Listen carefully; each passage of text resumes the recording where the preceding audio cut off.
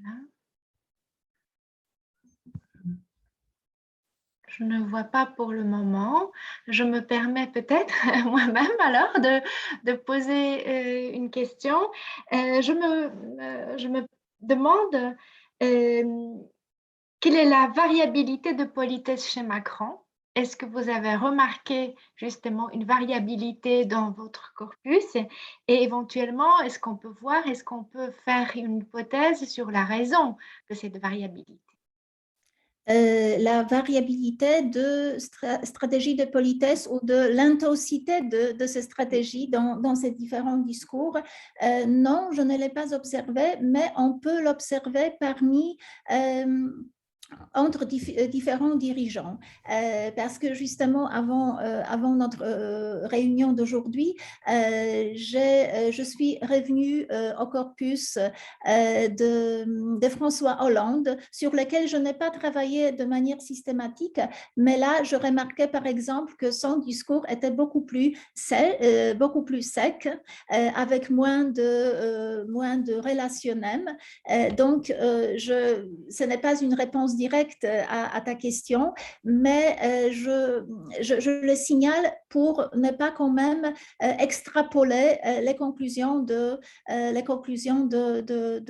cette étude, parce qu'il y a, voilà, il y a plutôt une variabilité interpersonnelle entre différents dirigeants et entre différentes cultures. C'est-à-dire le discours polonais est beaucoup plus formalisé, beaucoup plus formel. Mais là, il faudrait approfondir. Mais je pense que chez Emmanuel Macron, c'est déjà une sorte de routine. C'est-à-dire, je suis capable de prévoir parfois ce qu'il va dire ensuite. Ok, merci. Merci beaucoup. Je vois qu'il y a Teresa Tomaszkiewicz qui voudrait prendre la parole. Je vous en prie, Madame la professeure.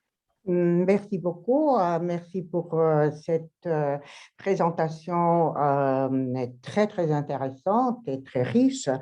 Et elle m'a été très proche parce que dans les années 90, j'ai utilisé ces concepts de Brown Levinson, de Goffman, de Kedbauer et Chioni, évidemment pour des propos complètement différents, mais ça concernait la suppression de rituels et de signes de politesse dans le sous-titrage de films.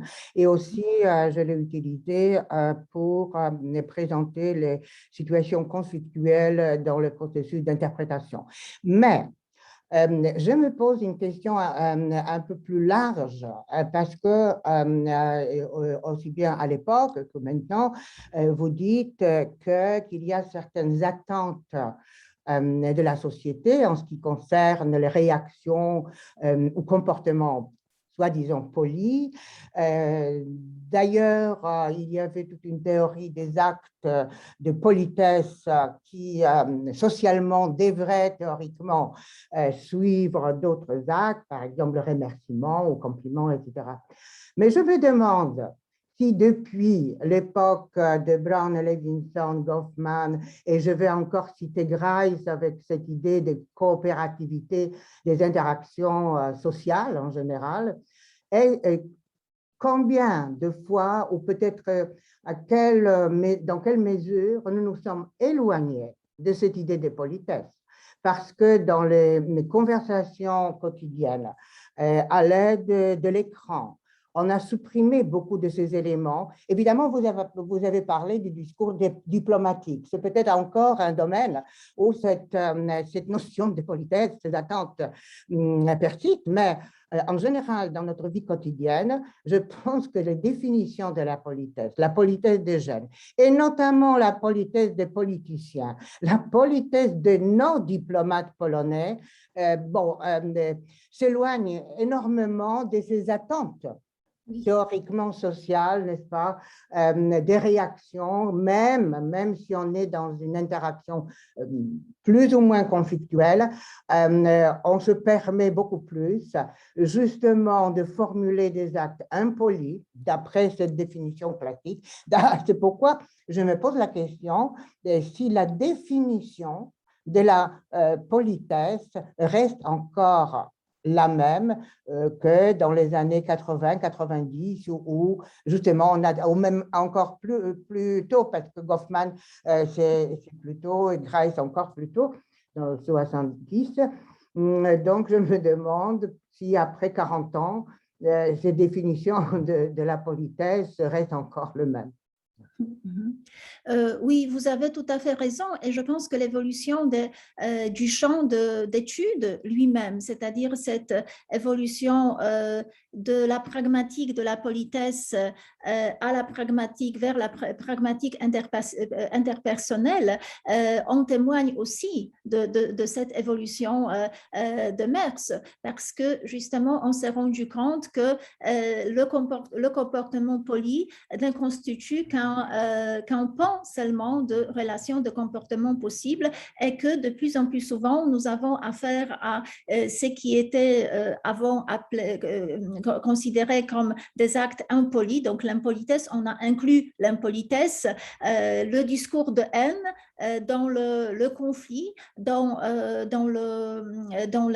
comme objet de recherche, et cette approche constructiviste dont la pragmatique interpersonnelle est issue, insiste justement sur le fait que ce sont aussi les attentes qui évoluent. C'est-à-dire on se permet plus parce que ce n'est plus choquant, ce n'est plus aussi choquant que par le passé. Et le discours diplomatique évolue aussi, c'est-à-dire le fait que les relations entre les chefs d'État se sont fait plus directes a pour conséquence la généralisation la généralisation peut-être c'est un mot trop fort, mais l'expansion du tutoiement parmi les hommes politiques dans le discours politique médiatisé, mais aussi, comme j'ai essayé de le montrer, dans le discours diplomatique. Voilà, et il y a des gestes, ce n'était pas dans mon corpus, mais parfois il y a des gestes tout à fait informels parmi les entre les dirigeants, peut-être qui se situent toujours à la périphérie parce qu'il s'agit de suggérer la proximité d'une relation. Le contenu est toujours là, c'est-à-dire le discours officiel, mais voilà, il y a ces comportements périphériques au moment d'ouverture ou de clôture où on se permet un peu plus. Donc, il y a une évolution, c'est sûr. Mais je dirais que ce ne sont pas seulement les comportements par rapport à nos attentes qui ont évolué, mais aussi nos attentes. Il suffit, je pense, de penser au comportement de nos étudiants. Justement. Mais c'est aussi, si je peux rebondir juste un mot, c'est aussi un jeu entre la distance et la proximité, n'est-ce pas, ce dont tu as parlé. Donc, c'est que finalement, effectivement, on a tendance à réduire la distance aujourd'hui. Notre culture occidentale, européenne, qui s'américanise un petit peu, elle nous pousse à réduire la distance et c'est peut-être aussi la politesse qui est censée instaurer une certaine distance, elle est aussi un peu réduite. Mais je ne vais pas monopoliser la parole. Je vois Anna Krzyżanowska qui voudrait aussi poser une question. Je vous en prie. Oui, merci beaucoup.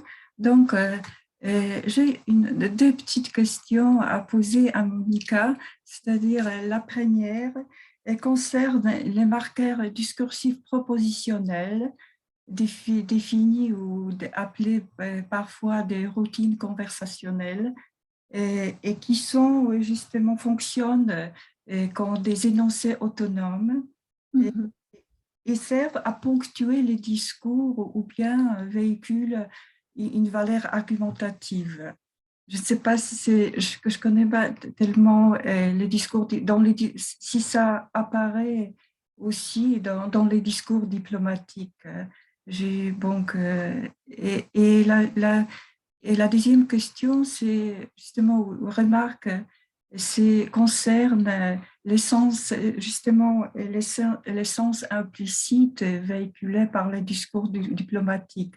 Est-ce que tu es intéressé également au sens implicite, ce qui n'est pas dit directement, mais ce qui est suggéré dans les discours diplomatiques. Je vais commencer par la deuxième question. Non, je ne me suis pas intéressée à l'implicite dans le discours diplomatique pour l'instant, puisque il a justement il relève plutôt, je pense, de la plus de la politesse négative qui a été déjà étudiée par d'autres chercheurs. Mais je pense qu'il y a un peu d'implicite, par exemple, en ce qui concerne les stratégies de politesse positive. Je vais prendre l'exemple des termes d'adresse ou des formes d'adresse sur lesquels j'ai travaillé. Donc, parfois, le fait justement de tutoyer un dirigeant ou un homme politique ou une femme politique, ou utiliser son prénom et ne pas le faire à l'égard d'un autre, c'est sur le plan de la politesse positive, justement, suggérer que… Oui, bien sûr. Certains gestes, pas tellement, disons, les exposants disons, verbaux, mais aussi non verbaux, n'est-ce pas? Surtout dans les comportements, dans les gestes, dans la façon de s'adresser, n'est-ce pas? Oui, oui, donc Je sais pas, mais oui, c'est un peu comme justement la mise en scène. longueur, oui, la mise en scène ou la longueur d'une poignée de main, n'est-ce pas? C'est la force d'une poignée de main qui est décortiquée par les journalistes. C'est aussi intéressant, je pense, cette partie du décodage, ce travail de décodage, parce que c'est un autre sujet, mais aussi très intéressant et qui fait partie de notre monde médiatisé, c'est-à-dire même presque au moment de construire son étance ou de construire au même moment où la construction se déroule, où on construit une relation, elle est tout de suite décortiquée, interprétée, commentée par les journalistes. Et en ce qui concerne la première question, est-ce que tu pourrais donner un exemple d'énoncé? Oui, c'est-à-dire, parce que maintenant, je n'ai pas tellement étudié les discours diplomatiques, mais je pense qu'il a aussi, comme tu as déjà dit, certains se caractérisent par, ça a un caractère conventionnel, n'est-ce pas? Oui, oui, tout à fait. Pour Oui. les protocoles, etc. Donc, mais parfois pour émayer le discours ou pour, n'est-ce pas, ça dépend du contexte, n'est-ce pas, du contexte. Je pense qu'il y a beaucoup d'expressions, il y a beaucoup, en ce qui concerne les marqueurs argumentatifs, donc je ne les ai pas étudiés, mais en ce qui concerne les formules de politesse, même de politesse renforcée marquée, elles sont en fait assez conventionnelles, c'est-à-dire Emmanuel Macron a son vocabulaire voilà, c'est comme avec cette convergence de vues. C'est la fréquence de certaines tournures, comme justement être très heureux d'eux ou se réjouir. Par exemple, Andrzej Duda très souvent dit bardzo się cieszę się, donc il manifeste sa joie, alors qu'Emmanuel Macron choisit voilà d'autres marqueurs, mais ils sont conventionnels, oui. Oui, c'est vrai, oui. Merci, merci. C'est très intéressant, ça a été très intéressant. Merci. Merci beaucoup. Je vois encore Agnieszka qui veut prendre la parole. Agnieszka Dryjewska, je vous en prie, Agnieszka. Donc, merci pour cette présentation, pour ce discours très, très intéressant. Et moi, juste une petite remarque, une question pas très sérieuse peut-être. Donc, tout d'abord, la remarque, donc, tu as mentionné cette routine qui est visible dans le discours d'Emmanuel Macron. Je crois que cela a été aussi remarqué par les internautes, surtout au début de son quinquennat. Finalement, il y avait beaucoup de logiciels qui généraient automatiquement des textes, disons, à la Macron, donc, et qui parodiaient vraiment de façon très, très fidèle certains traits caractéristiques de ces discours. Donc, voilà, donc, ça c'est intéressant aussi. Et ma question est, s'il y avait maintenant une rencontre avec Vladimir Poutine et entre Vladimir Poutine et Emmanuel Macron, est-ce que tu crois que cette réunion, cette rencontre serait organisée selon le même code, selon toutes ces règles dont tu as parlé, ou on devrait créer finalement, je ne sais pas, un code de différence bien spécial? Donc juste cette question.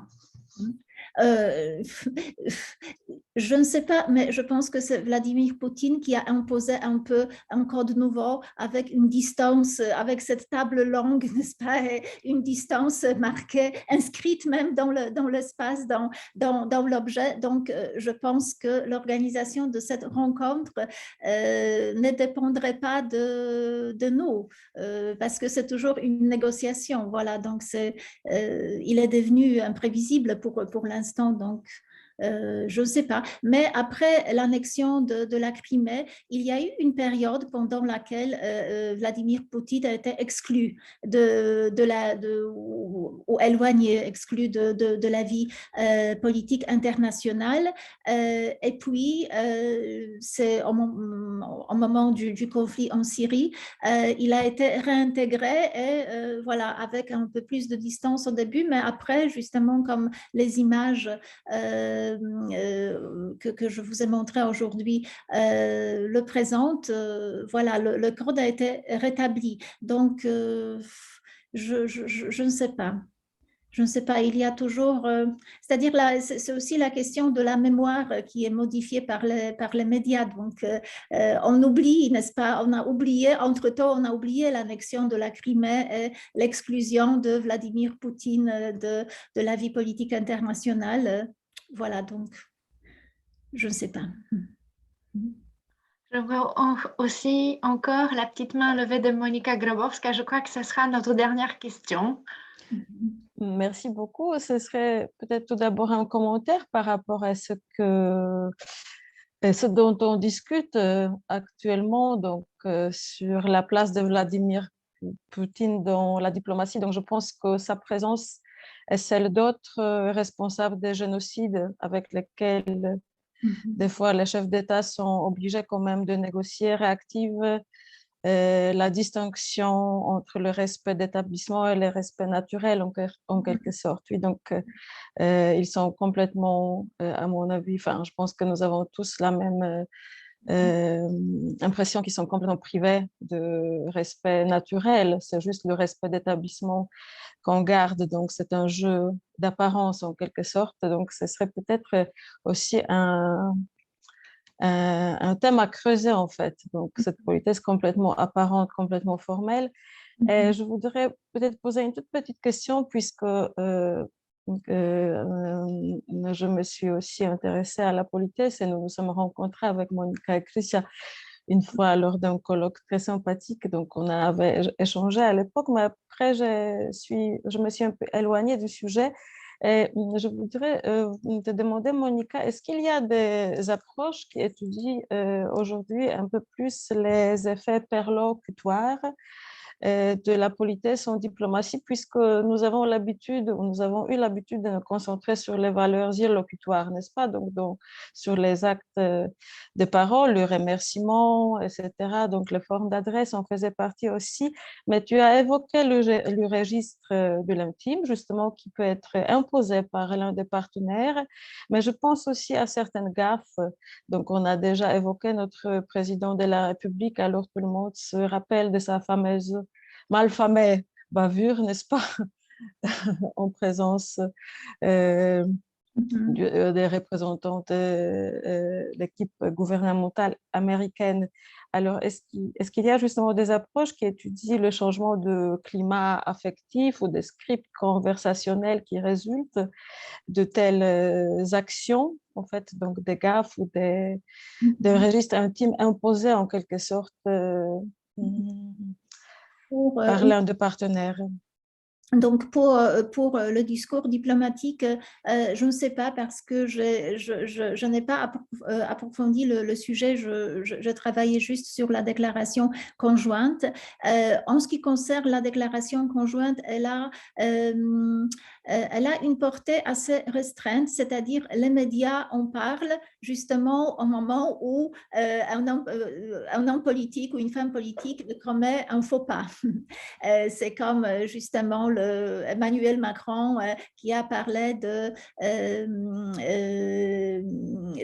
Gaulois réfractaires, je pense, oui, voilà, donc tout le monde, on a parlé à ce moment-là, où quand il y a une rencontre une réunion entre des dirigeants très, très importants, donc je pense que le nombre de ces faux pas n'est pas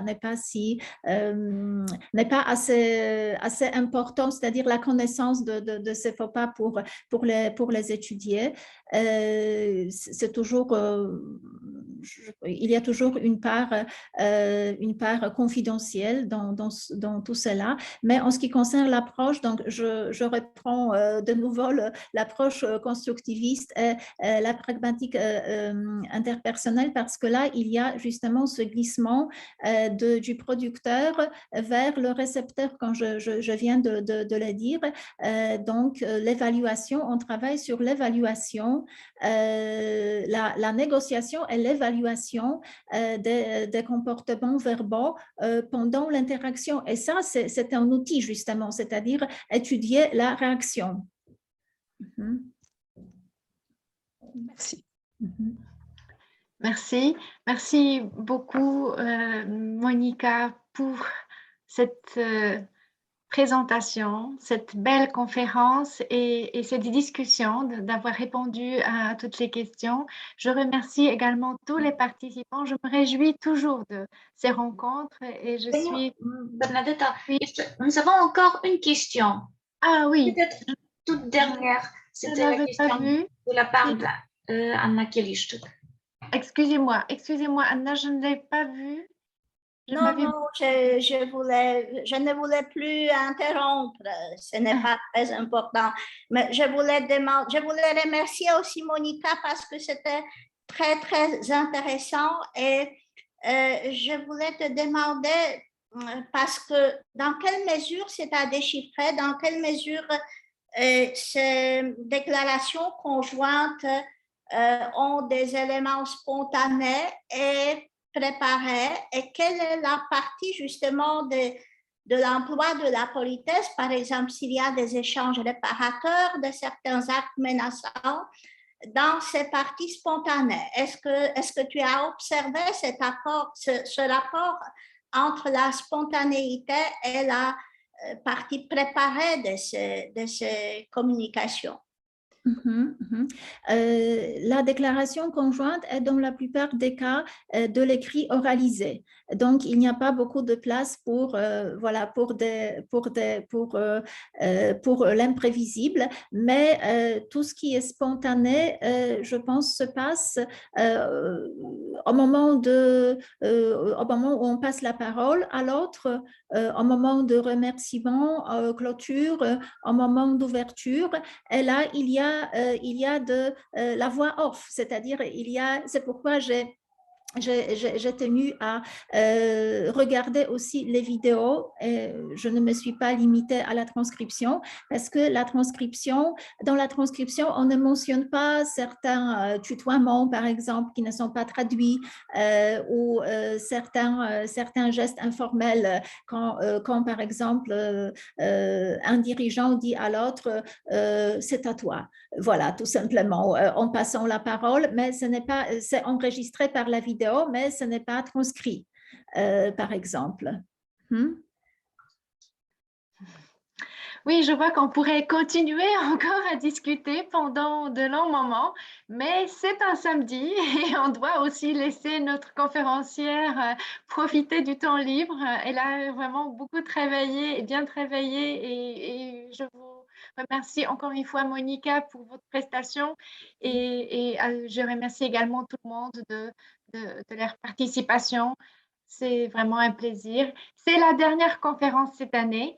On va se retrouver au mois d'octobre.